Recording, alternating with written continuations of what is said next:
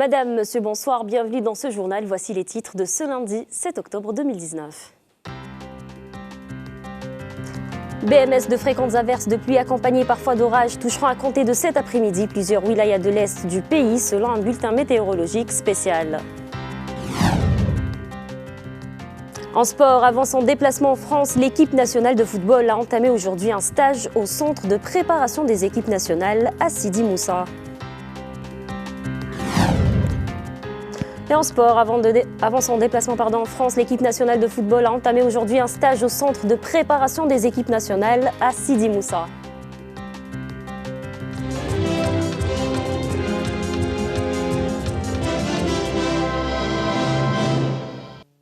À la une de cette journée, l'hiver fait son entrée plus tôt que d'habitude cette année. Il s'annonce plutôt froid.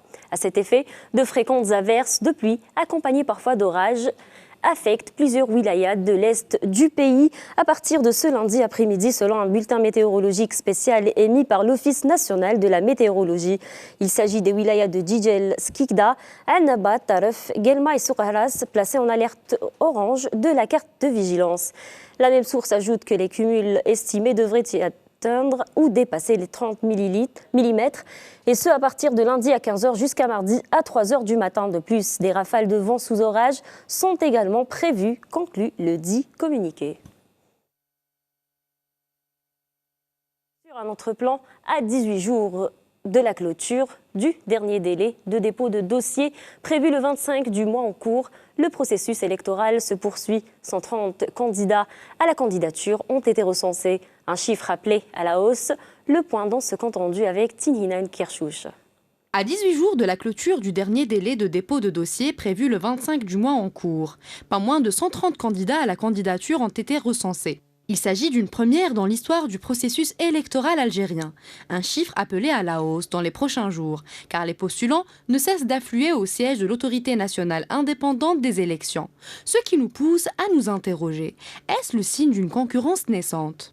La première étape du processus de cette échéance fut la convocation du corps électoral le 15 septembre dernier. Quant à la seconde étape qui consiste en l'opération de révision exceptionnelle des listes électorales, elle a pris fin hier. Le chiffre avancé indique que 128 000 nouveaux inscrits sur les listes électorales ont été dénombrés jusqu'à samedi. La nouvelle loi organique relative au régime électoral fait obligation aux candidats à la présidence de présenter 50 000 signatures individuelles au moins d'électeurs inscrits sur une liste électorale. Ces signatures doivent être recueillies à travers au moins 25 wilayas. Le nombre minimal des signatures exigées pour chacune des wilayas ne saurait être inférieur à 1200. La déclaration de candidature à la présidence de la République résulte du dépôt par le candidat lui-même d'une demande d'enregistrement auprès du président de l'ANIE. Stipule cette nouvelle loi exigeant la nationalité algérienne d'origine pour le candidat qui doit être également titulaire d'un diplôme universitaire ou d'un diplôme équivalent. Pour ce qui est de la campagne électorale,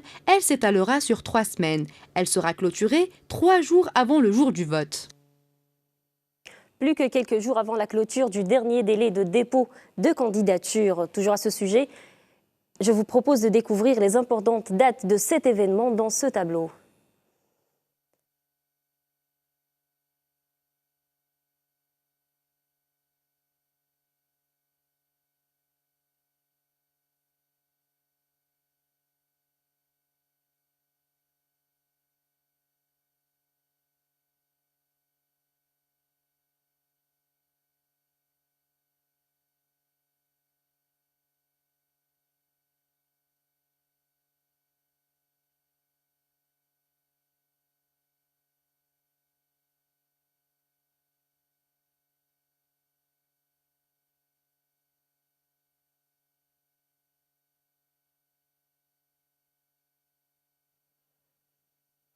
Et sur un autre plan, ces dernières années, les parents ne peuvent être que tranquilles, notamment pour ce qui est de la sécurité de leurs enfants. Tinhinan Kershouch vous en parle.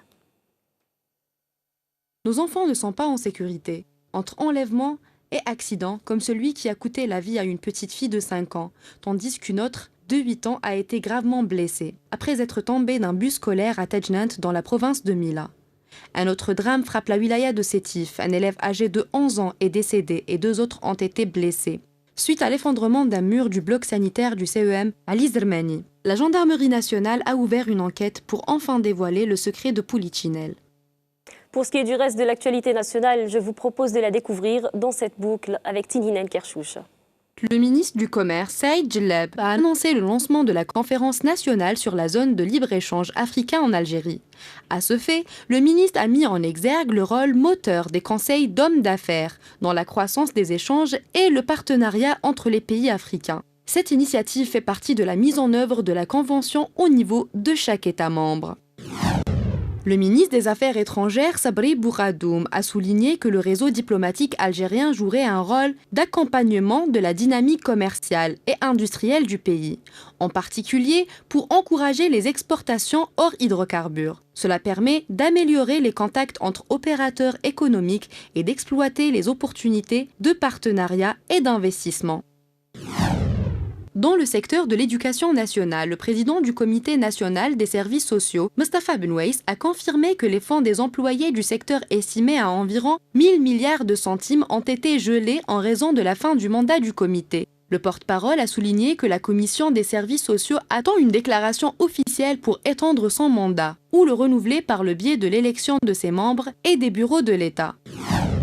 Le ministre du Travail, de l'Emploi et de la Sécurité sociale, Tidjani Heddam, a expliqué que l'École supérieure de sécurité sociale accueillera 120 nouveaux étudiants, répartis sur 4 spécialités, dont 28 étudiants étrangers. Et par ailleurs, suite à la tragédie qui a frappé de plein fouet les victimes de l'effondrement d'une maison à Oran, les anciens footballeurs de l'association La Radieuse ont apporté leur soutien à cette famille. Un geste humanitaire apprécié et surtout salué par les proches ainsi que les voisins des victimes. Reportage de Foued Bouaza et lecture de ML Bouaza. Une initiative qui a redonné le sourire à ces enfants, dont les parents ont trouvé la mort après l'effondrement de leur maison. Après avoir pu trouver un logement digne de ce nom, l'association Radieuse s'est chargée de leur venir en aide en leur offrant tout ce dont ils avaient besoin, comme commodité, afin d'être dans les meilleures conditions. J'étais sortie très tôt le matin pour faire ma prière, je me suis ensuite rendue dans un café et c'est à ce moment-là que les voisins m'ont dit que la maison s'était effondrée. Je suis allée chercher mes parents mais ils étaient morts.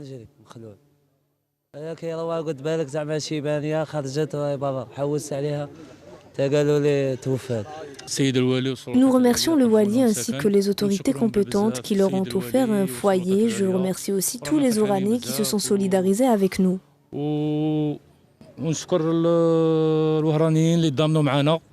Un incident tragique, mais qui a suscité la solidarité de tous. Ils ont perdu leurs parents dans des conditions terribles. Aujourd'hui, nous sommes présents, nous sommes fidèles à nos habitudes, nous les soutenons moralement.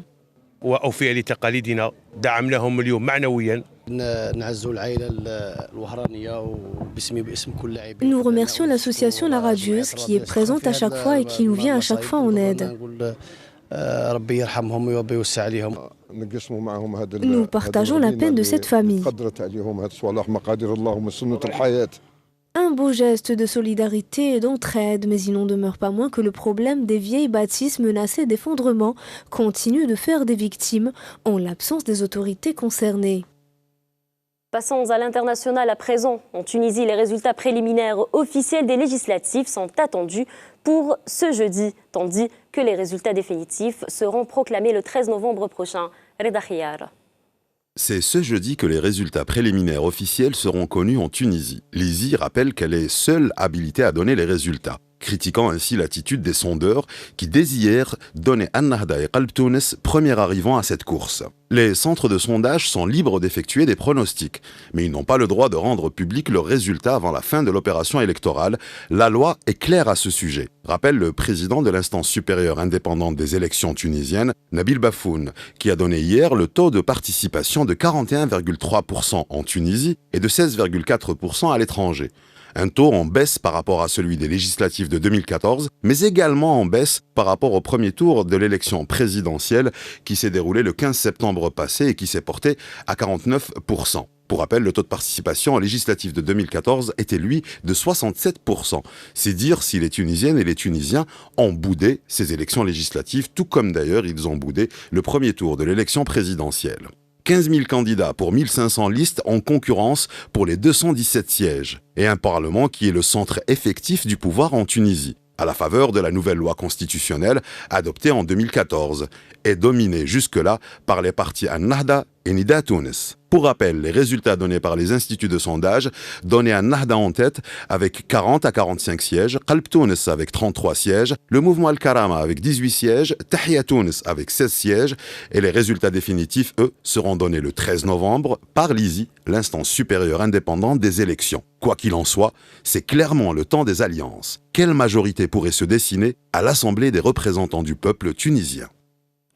Et pour ce qui est du sport, l'équipe nationale d'Algérie a entamé aujourd'hui un stage au centre de préparation des équipes nationales à Sidi Moussa. De plus, les Verts se déplaceront en France le 13 octobre en prévision du match amical face à la Colombie le 15 au stade Pierre-Mauroy de Lille, selon la Fédération algérienne de football. Commentaire de Khaled Mazouzé. L'équipe nationale d'Algérie a entamé aujourd'hui un stage de préparation au centre de préparation des équipes nationales à Sidi Moussa. Le sélectionneur national Jamel Belmadi a fait appel à 23 joueurs, dans une liste qui a vu le retour d'Ayoub Abdellaoui et Ilyas Hassani, et la présence d'Ilyas Chetti, Saïd Benrahma et Zinedine Farhat qui ont enregistré leur retour en sélection juste après la CAN d'Égypte.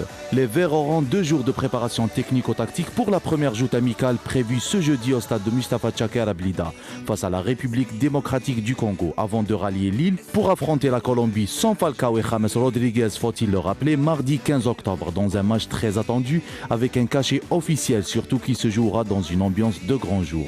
Belmadi pourra compter sur des joueurs compétitifs et qui brillent à mille feux avec leur club, notamment l'ossature de l'équipe dans tous les compartiments, chose qui permettra aux Verts de rester sur la lancée de leur parcours exceptionnel en Égypte et rafler d'autres records en termes de matchs sans défaite et de nombre de victoires d'affilée avant le rendez-vous officiel qui les attendent, à commencer par les éliminatoires de la CAN 2021 et celle du Mondial 2022 qui constitue un objectif majeur pour la sélection. Jamel Belmadi animera une conférence de presse demain à 11h à la salle de conférence de centre technique de Sidi Moussa afin de parler de ses choix et du programme de la préparation de l'équipe nationale et notamment les 2 matchs amicaux qui lui permettront de voir d'autres joueurs et maintenir la cadence de son ossature.